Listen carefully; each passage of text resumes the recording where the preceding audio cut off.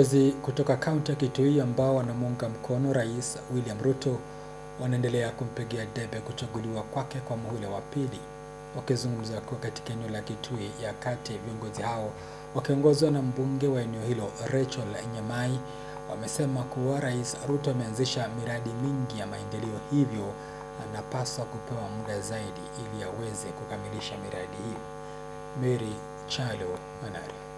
Wakati ambao serikali ya Rais Ruto inatarajiwa kuzindua mpango mpya wa ufadhili wa elimu ya juu wa bure mwezi ujao, hatua hiyo imeendelea kuungwa mkono na baadhi ya viongozi serikalini.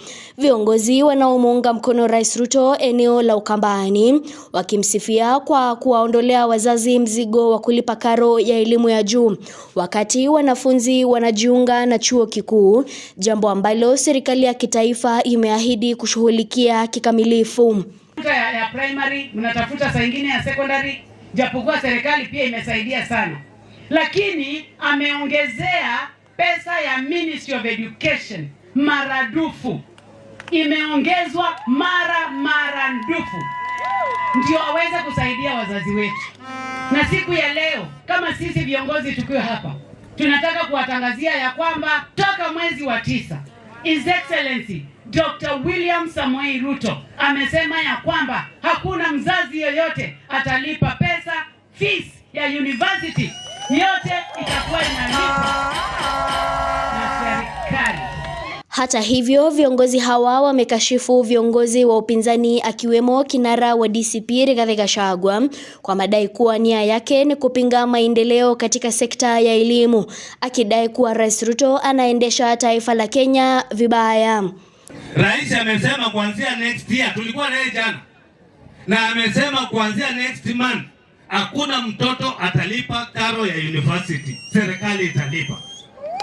Na rais akifanya mambo kama hiyo, watu wengine wale ambao wafikirii wanaanza kumwambia ati yeye hana maono na hiyo maono yake ni mbaya na haifai kuletwa katika nchi ya Kenya. Gachagua, shut up.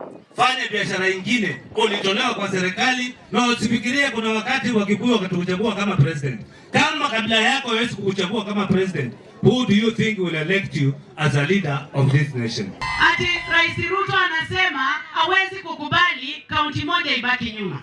Hataki Kitui ibaki nyuma, hataki Machakos ibaki nyuma, hataki Makueni ibaki nyuma.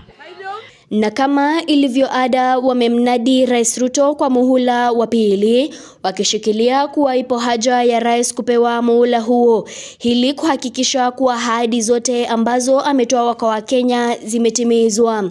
Uzuri wa President William Ruto aliyekubali ODM tuingie ndani ya serikali, tutengeneze kitu inaitwa broad based. Na broad based ni serikali ya kila mtu. Broad based ni serikali ya umoja. Broad based ni serikali ya kuleta maendeleo. Huyo ndiye ninasifu leo kwa sababu tumeona akiwa rais wa matendo. Mimi naomba Wakamba wangu, tafadhali tupatie William Ruto tamu ya pili ndiposa endelee kutufanyia maendeleo. Nionyeshe tutam. Mary Chalo, Undugu TV.